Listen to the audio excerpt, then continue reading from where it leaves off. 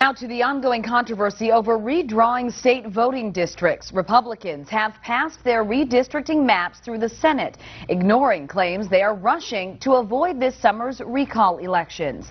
NBC 15's Zach Schultz was at the Capitol and has the story. Nobody has said redistricting was supposed to be a fair process, but even the Republicans admitted today their #1 goal with these maps was to win any potential lawsuits.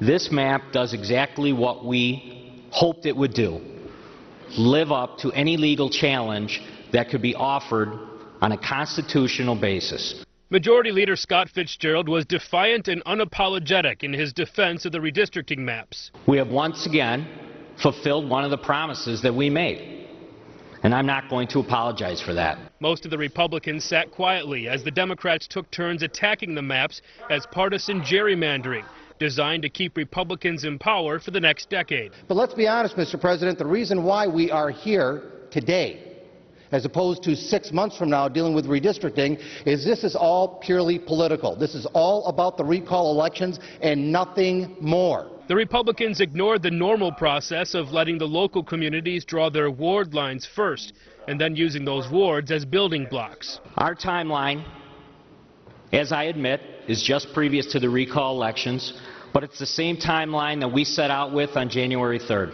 The recalls are looming, and the Democrats could be in the majority the next time they meet. In fact, Dave Hansen was on the floor while facing an election in his Green Bay district. The timing of this redistricting is rather unique, and I'm sure it's just coincidental. Democrats point to a number of areas where toss-up districts now appear to favor Republicans as evidence of gerrymandering. If you believe all the Republicans are happy, you should have heard some of the phone calls I've had in the last month. But that's because these were not drawn to protect incumbents. The Assembly will vote on the maps tomorrow. Democrats have already said they will file a lawsuit to challenge the maps, most likely in federal court. And we'll keep everyone